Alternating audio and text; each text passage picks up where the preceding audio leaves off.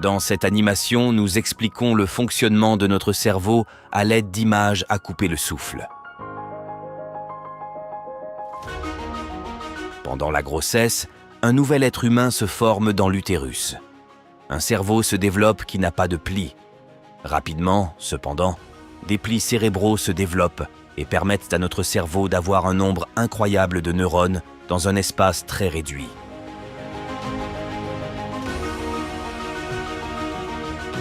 Le cerveau est généralement divisé en plusieurs parties. Le tronc cérébral se compose de 3 parties, le bulbe rachidien, le pont et le mésencéphale.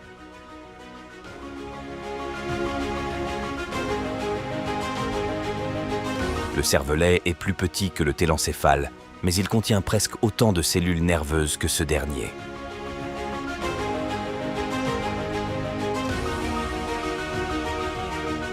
Comme le cervelet, le télencéphale possède un hémisphère gauche et un hémisphère droit.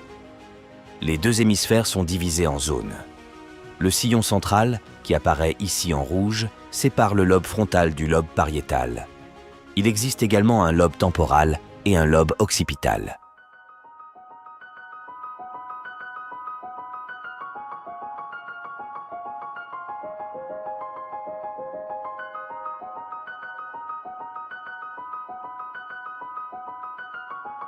Le cortex insulaire se trouve sous les lobes frontal, pariétal et temporal.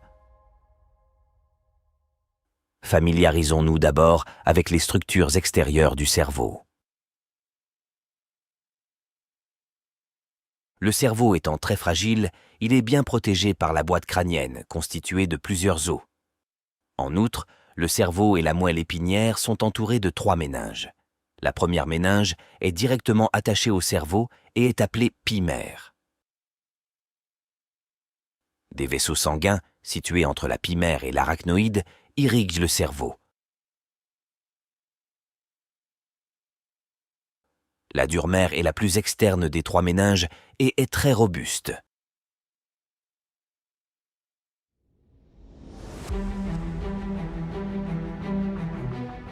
Le liquide céphalorachidien, qui ne contient pas que des cellules immunitaires, se trouve entre la pimère et l'arachnoïde.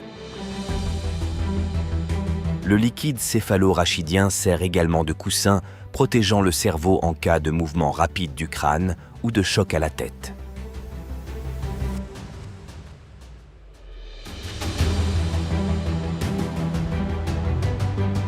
Les cellules du cerveau produisent environ 500 millilitres de liquide céphalorachidien par jour. Le liquide céphalorachidien circule non seulement dans l'espace sous-arachnoïdien, mais aussi dans des cavités appelées ventricules.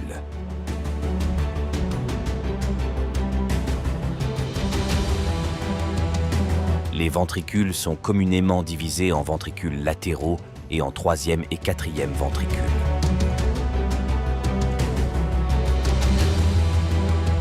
Le cerveau est constitué de fibres nerveuses, que l'on appelle matière blanche, et de corps cellulaires nerveux, que l'on appelle matière grise. En principe, toutes les cellules nerveuses ont une structure similaire. Les cellules nerveuses ont un corps cellulaire dans lequel se trouve un noyau cellulaire. Les cellules nerveuses forment souvent des dendrites qui possèdent des épines.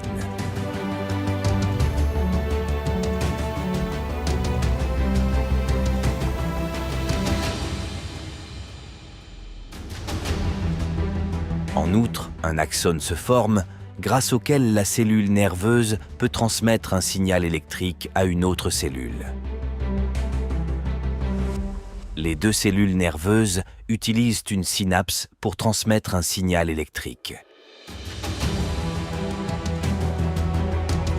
Une synapse se compose d'une partie présynaptique, d'une partie postsynaptique et d'un petit espace entre les 2.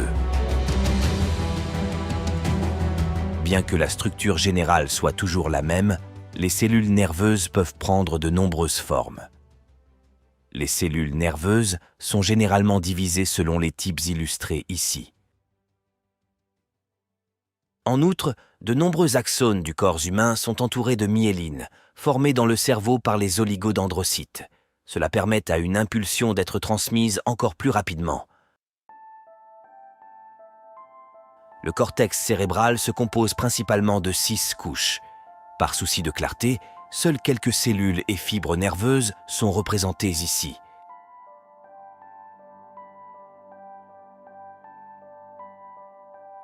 Dans certaines conditions, ces cellules nerveuses peuvent mourir. Dans ce cas, il s'agit de maladies telles que la maladie d'Alzheimer. La dégradation progressive des cellules nerveuses entraîne un rétrécissement du cerveau au fil du temps. Les symptômes les plus courants sont les oublis, les problèmes d'orientation et les difficultés à apprendre de nouvelles informations.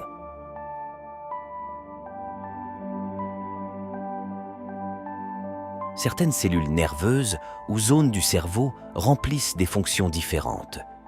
Le cortex préfrontal contient des cellules nerveuses qui seraient responsables de notre personnalité, de la résolution des problèmes et de la maîtrise de soi, entre autres. L'aire de Broca, qui rend possible le langage parlé et écrit, est souvent située du côté gauche. Une autre zone importante du lobe frontal est le cortex moteur, qui coopère avec le cervelet pour nous permettre d'effectuer des mouvements volontaires. Avec l'aide du cortex somatosensoriel directement adjacent, qui traite les informations provenant des récepteurs de la peau, par exemple, nous sommes en mesure de générer des séquences de mouvements complexes. Il est important de noter que le côté gauche du cerveau reçoit des signaux du côté droit du corps, et que le côté droit du cerveau reçoit des signaux du côté gauche du corps.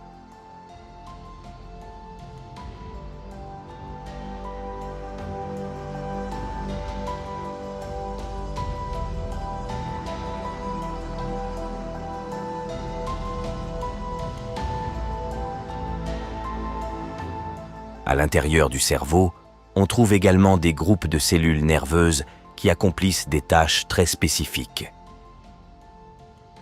Le thalamus est une zone extrêmement importante, également connue sous le nom de porte de la conscience, qui fait partie du diencéphale. Toutes les perceptions sensorielles, à l'exception de l'odorat, sont traitées et filtrées par le thalamus avant d'atteindre le cortex cérébral. C'est pourquoi nous ne percevons que quelques-uns des nombreux stimuli sensoriels. Voici quelques-unes des nombreuses fibres nerveuses qui envoient des signaux de notre corps au thalamus, qui les traite et, si nécessaire, les transmet au cortex cérébral.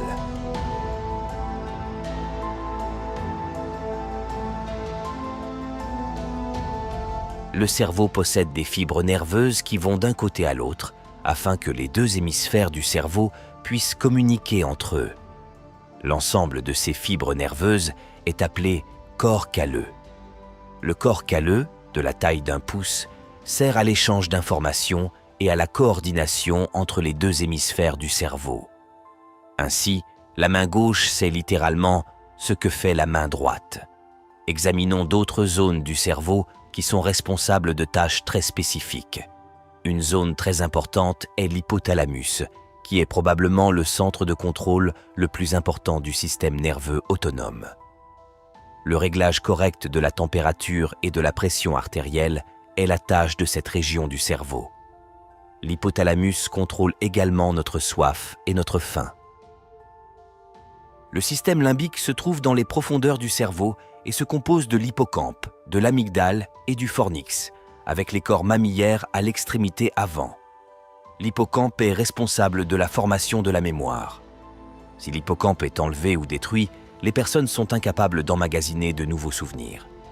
L'amygdale sert notamment à stocker les informations relatives au danger.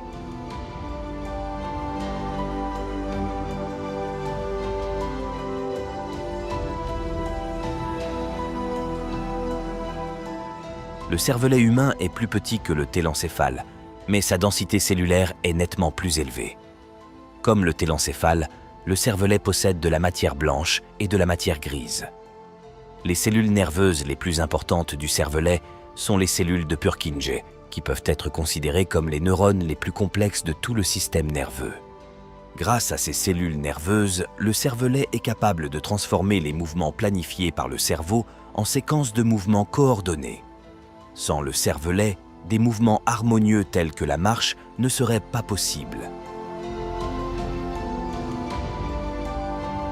de nombreuses autres zones, comme l'hypophyse, qui fait partie du diencéphale, sont tout aussi importantes.